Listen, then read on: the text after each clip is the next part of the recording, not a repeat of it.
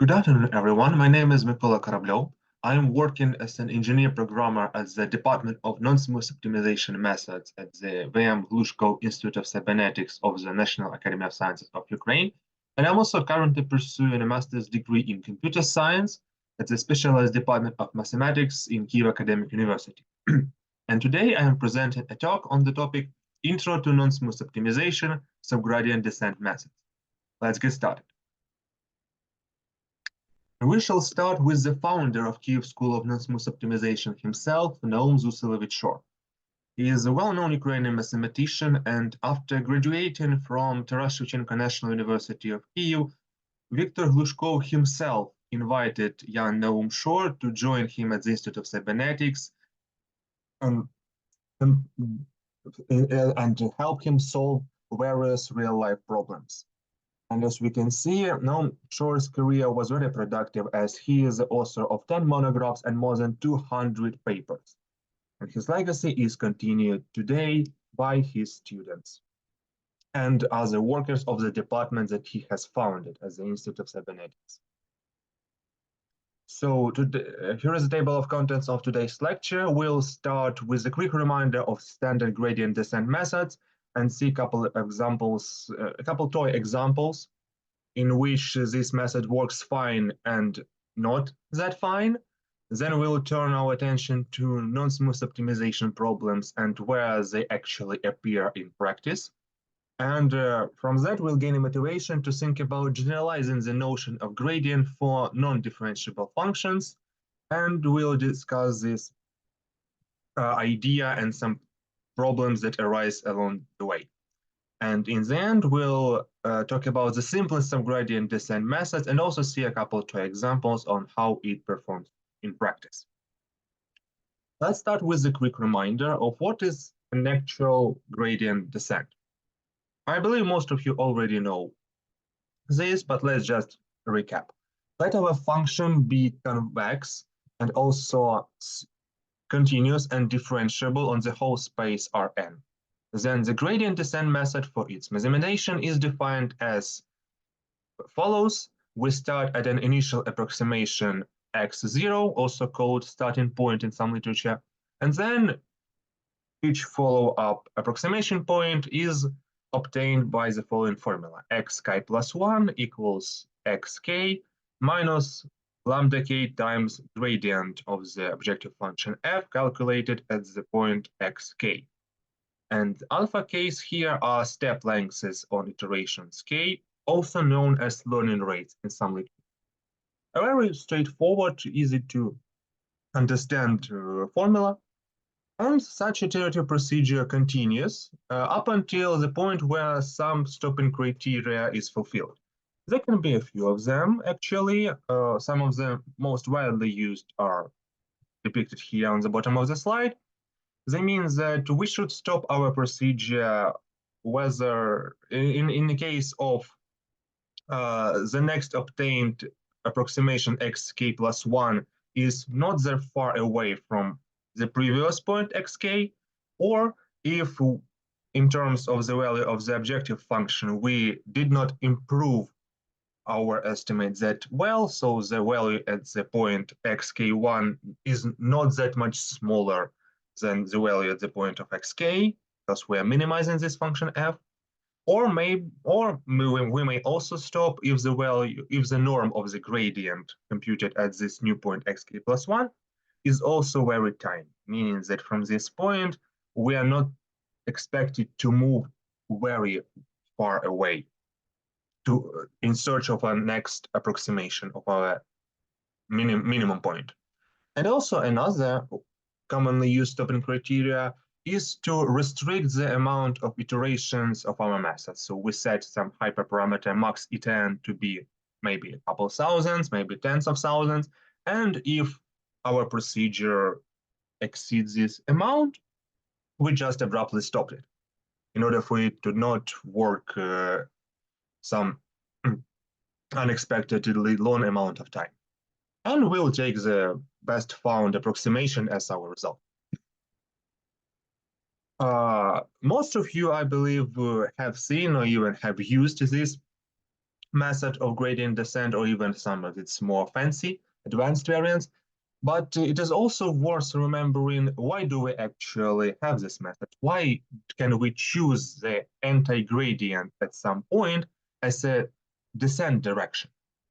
So let's start again with our function f being continuous and differentiable on the whole space Rn. Then we can write its Taylor expansion near the point xk as follows. We have the f of x equals to f of xk plus the linear part of Taylor expansion plus all the other terms are there inside the O small notation.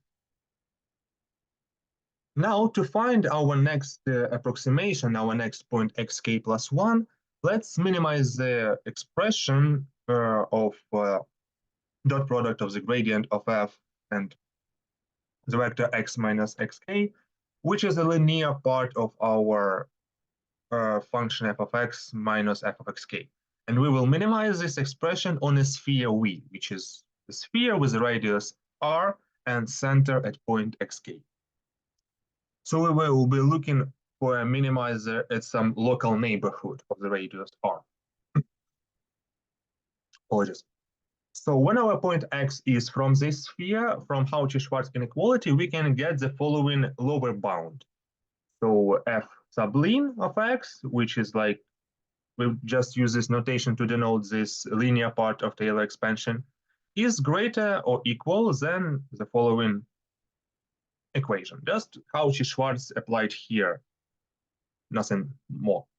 But also remembering that we are minimizing on a sphere, we can improve this estimation in the following way and get the lower bound of minus r times norm of the gradient. What is also worth noting that it is not just a lower bound, but it is an achievable lower bound. So our f ln of x is equal to this value when we substitute x to be xk minus r times gradient divided by the norm of the gradient computed at the point xk. This such point x also is inside the sphere V. So we can see that the minimum of function f ln on this sphere is achieved at the following point: xk plus 1 equals xk minus r times gradient divided by the norm of the gradient. Thus, after fixing the step lengths to be the distance from xk to xk plus 1, the minimum of linear part of the Taylor expansion of function f near this point xk is achieved if the direction of the step decay coincides with the direction of anti-gradient computed at the point xk. And this is actually the very reason why all the gradient descent methods are the way they are. Why do we choose anti-gradient as the descent direction? Okay, so now let's move to a couple of toy examples. Here is the first one. We are minimizing the weighted sum of squares in 2 dimensions. To be more specific, there is a function 2 times x1 squared plus 6 times x2 squared. And we are minimizing it using the gradient descent that we just discussed, which begins at the initial point x0 equals 10, 7. On the left-hand side, you can see the trajectory of the minimization procedure, how it rapidly goes down in a couple of iterations, and then it improves better and better to the minimum point. And on the right-hand side, you can see actually the plot where against every iteration, we've plotted the values of objective functions, but at a logarithmic scale. So we've taken a logarithm of base 10 of all values, computed at all of our points xk's, to just see how the power of the value of the objective function is decreasing with every iteration. As you can see, it is a very straightforward linear decrease with every iteration, and actually our procedure stops at the iteration number 20 because the value of the objective function here is less than 10 to the power of minus 6. And actually in the code, the stopping criteria that we discussed previously was set to trigger when those as you remember them, epsilons 1, epsilons 2, and epsilon 3, those one here on the bottom slide, they were set to be 10 to the power of minus 6. So that's actually why here on our example, we stopped on the iteration number 20, because the value of the objective function was not decreasing greater than at some value of the power of 10 minus 7 or whatever. And so our iteration stopped. Our iterative procedure stopped here. Nicely done, we shall say. We obtained a great approximation of our minimum point, which is actually 0.00. That's obvious here. Now let's see the next example with a similar problem, but it's very different in many senses. So we're minimizing also the weighted sum, but of absolute values. Here we have a function of 2 times absolute value of x1 plus 6 times absolute value of x2. And we are trying to use our gradient descent to minimize it. And we also start with the point x0 equals 10, 7. On the left-hand side, you can see the trajectory of the minimization procedure. As you can see, it also decreases quite straightforwardly, but in tiny, tiny steps, because all those blue points here are actually the points with coordinates xk, f of xk. So which it was for the first, like, what is it, 9 or 10 iterations were decreasing in the value of the objective function, but then the procedure begins to oscillate in a very strange fashion, I guess. That's one way to put it. And this behavior can be better seen on the plot on the right, where we once again plotted the change in values of an objective function with every iteration. And we're really interested in the exact values. We're interested only on the power of them. So as you can see, at the beginning, we've had something of the value of the objective function being something of 10 to the power of 2. Then, like in about 49, 48-ish iterations, the value of the objective function decreased. So we've been going quite well in terms of minimizing the function. But then around the 50th iteration, the process began to oscillate. And as we can see, this behavior is kind of stable.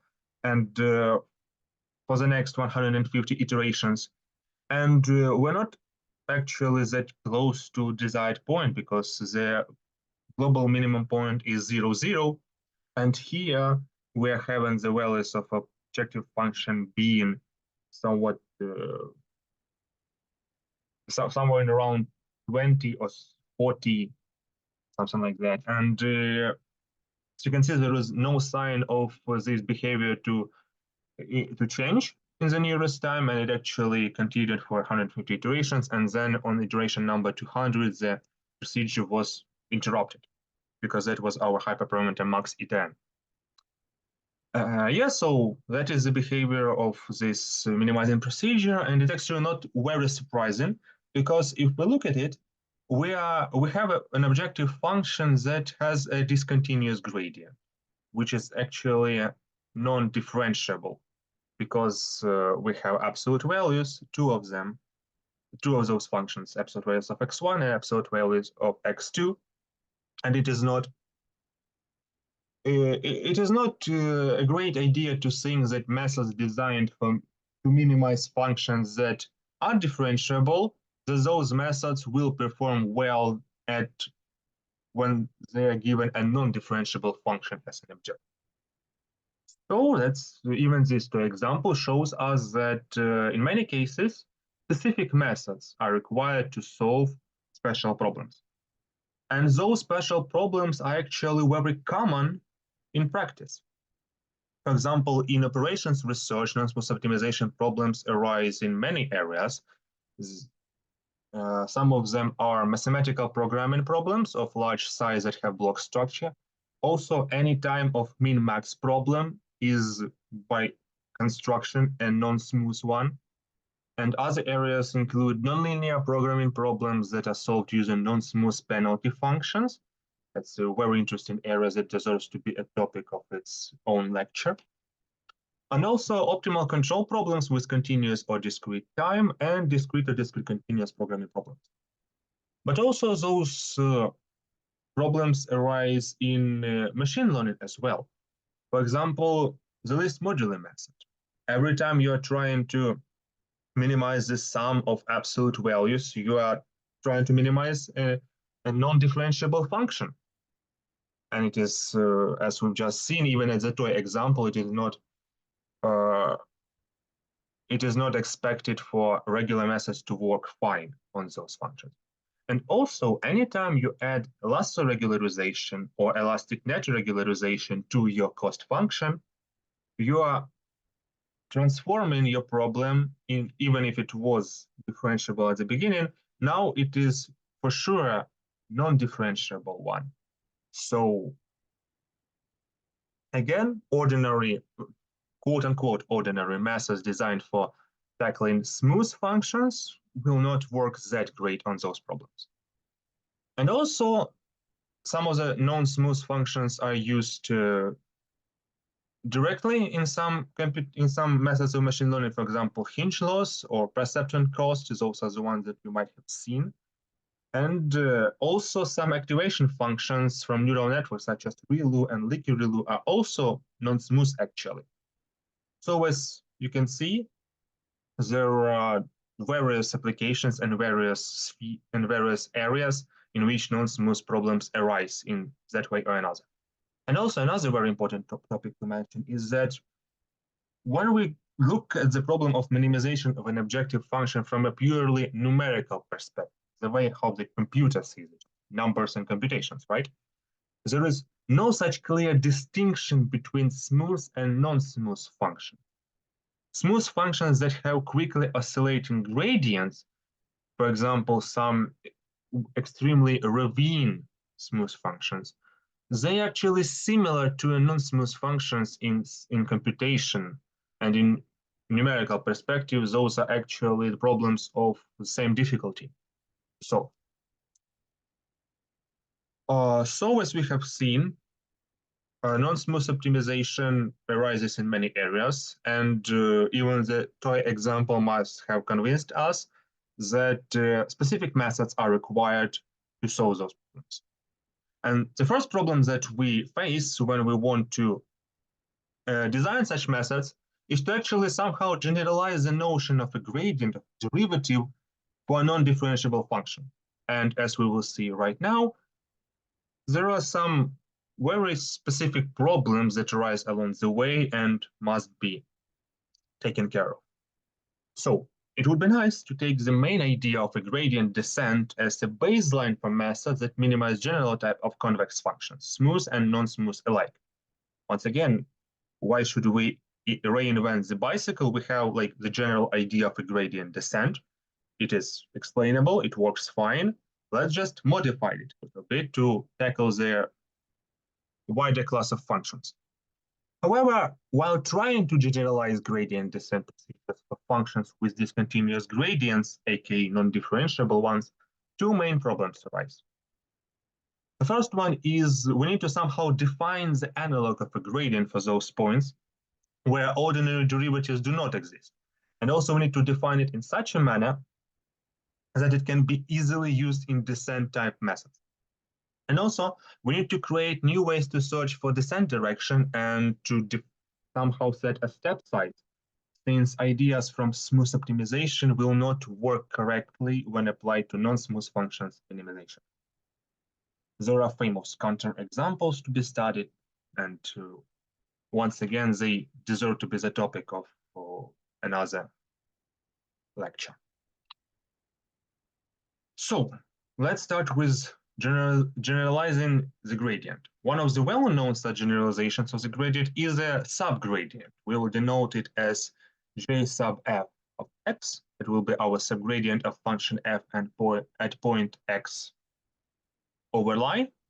And by the definition, that's any such vector J jf that satisfies the following inequality for all the points x from Rn. Just any vector that you can plug in this inequality and it will hold is a subgradient.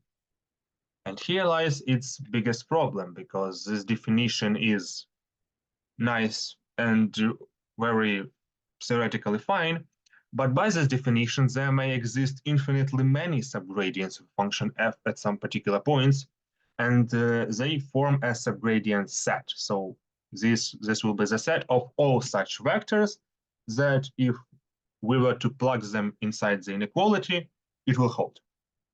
One of the easiest examples here is that the function of absolute value of x at the point 0, it doesn't have an ordinary derivative, because as you may remember from calculus, the limit from the right is not equal to the limit from the left, so the derivative is not defined at this point.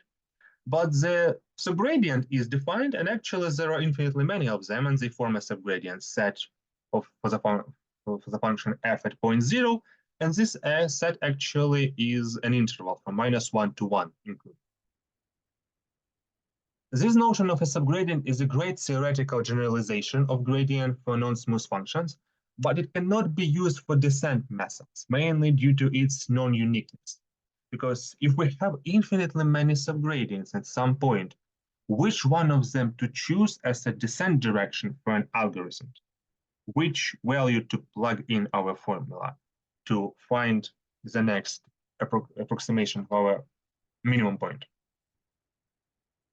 Nonsmooth Shore tackled this problem in his way, and he began with restricting attention to those non-smooth functions that are commonly used in practice. So he decided to define some class of functions that will include those functions that are used commonly in practice, such as piecewise smooth functions, minimum function, maximum function, and some other. And that's how he arrived at the definition of a class of almost differentiable functions. And then he decided to define an analog of a gradient just for this class of functions and called it an almost gradient. So we are not defining it for all known smooth functions in the world, but only to those ones that are interesting for us in our applications. Actually, from these definitions and some other lemmas and theorems, it can be shown that any convex function defined on the whole space is almost differentiable in this sense, and any of its almost gradients at point x coincides with some subgradient. So it's a nice, those nice theoretical results give us the justification that this generalization of a gradient is also connected to the well-known notion of a subgradient. But now we are faced with another problem. Right, we have our generalization of a gradient, but will it be suitable as a descent direction? Let our function f be a convex function on the whole space, and let's use the following notation. A small x star is an element of a big X star, and that is an element of a set of all those points at which the minimum value of an objective function is achieved. So by definition of a subgradient at point, we have that the following inequality must hold. And now we arrive at the fact that if f of x is smaller than f of x hat, then this inequality transforms in the following way. Also, one important thing to mention here, when we are talking about subgradients, we are meaning almost gradients. Now we have this inequality 5, and what does it actually mean? Its geometric meaning is that an anti-subgradient minus jf at point x hat forms an acute angle with any direction x minus x hat from point x hat to such point x in the space, where the value of our objective function f is smaller. Thus, if our set of all minima points is not empty and our current point x hat is not from this set, then moving from point x hat in the direction of anti-subgradient with a small enough step, such movement will reduce the distance to the set of all minima points. And this fact is the main idea behind subgradient descent methods for non-smooth functions minimizations. And here lies the great interest in seeing that, as you can see, we are not reducing the value of an objective function at every step, but at every step we are moving closer and closer towards the set of all points in which the minimum value of a function is achieved. Those are two very different ideas, but they both achieve the same goal of minimizing the function. And here, reducing the distance to the set of all minima points is actually the way how the subgradient descent methods work. And here is the simplest one of them. As you can see, formula-wise, it is very similar to the ordinary gradient descent that we've discussed in the beginning, but we are just using not a subgradient, but the normed subgradient at the point xk as our descent direction, and we're multiplying it also by some step lengths and calculating the next iteration xk plus 1. This method looks very similarly to smooth gradient descent, but it works different. As we discussed, it is constructed with the idea of minimizing the distance to the set of all minima points. And also, another problem, we still need to choose step sizes hk in some way. And here we arrive at the simplest theorem for the convergence of such methods. So let f be a convex function with a bounded set x star, and let's define a sequence hk such that each element is positive. In the limit, this sequence goes to 0, but the series of hk from 0 to infinity is actually divergent. Then, for any starting point x0, the sequence of point xk generated using the subgradient descent methods has one of two properties. The first thing that can happen, at some iteration k star, we actually arrive at the point that is from the set x big X star, which is we've found the point at which the minimum value of a function is achieved. Or with k going to infinity, the raw k's go to 0. And also with k going to infinity, the values of the objective function calculated at those points xk also go to the minimum value of the function. And here raw k is, as you can see, the distance from point xk to the set x big X star. Here are a couple examples of using these methods to work, using the subgradient method to minimize the function. Once again, we're using it to minimize the weighted sum of squares. And as you can see, the behavior of the minimization procedure is very different. And on the left, the procedure is not that straightforward. We are also oscillating, but not that much. And gradually we're moving towards the minimum point, and this behavior can be seen on the plot on the right. And here, a little tiny bit of explanation is required, because in the blue line, you can see all function values. So all of the values computed at respective points xk. And as you can see, in terms of the function, value of an objective function, we are oscillating up and down, up and down. We're moving to points where the value of a function is bigger, and then we're coming back to some points where the value of a function is smaller. But actually, if we actually find such a subsequence of points xk at which, so how it goes, we have this theorem for the convergence of the subgradient descent methods, but it can be proven that this sequence of points xk that is generated by the method, it actually has a subsequence xkl, let's call it, and in terms of values of an objective function, this subsequence is monotonically decreasing. So actually, it is plotted here in the green. So we can just, with every iteration, we can remember those points xk where we've achieved a record minimum function value at that iteration at least.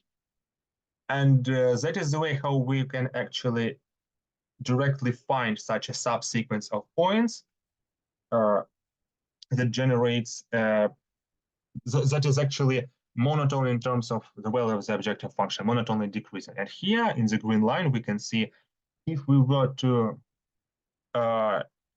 remember only the points at which quote unquote record values of functions were achieved, then we will have a nice monotone decrease of the value of an objective function up to the point where the procedure stops at the iteration 175. So that was using our subgradient descent method to minimize a smooth function, but how will it perform when minimizing a non-smooth function? Well, like the things that it was designed to do. Here is the same example of weighted sum of moduli, and as you can see, it performs much better than the gradient descent method. Yes, it's still oscillating, but not that much.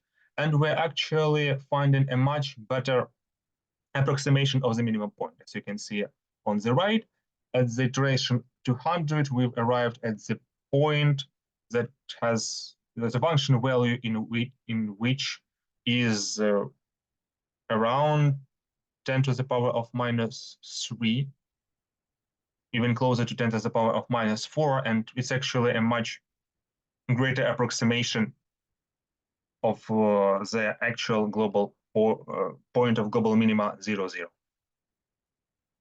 And once again, if we subtract the subsequence xkl from this generated sequence xk, we see that in the green, the values of an objective function are monotonely decreasing with iterations, which is very nice. So now we've discussed only the simplest variant of the gradient of the subgradient descent methods and one of the also simplest theorems of its convergence. For this theorem, in fact, there are a couple of proofs. The constructive one by Nonsmooth Short and also a quote-unquote theory-heavy proofs by Pollack and Yermolyev. And also in that theorem, as you remember, there was a specific way how we chose HK. But if we choose them in a different way, we can create some other variants of a subgradient descent method. Some of them are listed here: the method with geometric convergence speed, the method with Pollack steps, the method with adaptive short step, and there are also others. Another important point to mention is that the convergence speed of subgradient descent methods can be improved using short space dilation, because as we have seen, those methods also have some oscillating behavior, and there is actually a way to reduce this behavior very significantly. And this approach uses short space dilation, and it proved to be extremely effective at reducing the oscillating behavior of the procedure. Especially it works fine for Levene functions. But the whole idea of space dilation and the methods that arise from it, the ellipsoid method and Shor's R algorithm, those are very big and important topics that truly deserve to be topics of their own lectures. For now, that's all for today. I want to acknowledge that this report is supported by the Volkswagen Foundation grant, the project of research works of young scientists, and the DTS Canon NASA of Ukraine grant. And I thank you all for your attention. If you have any question right now, or you will have them in the future, please feel free to reach out to me via email. I thank you again for your attention.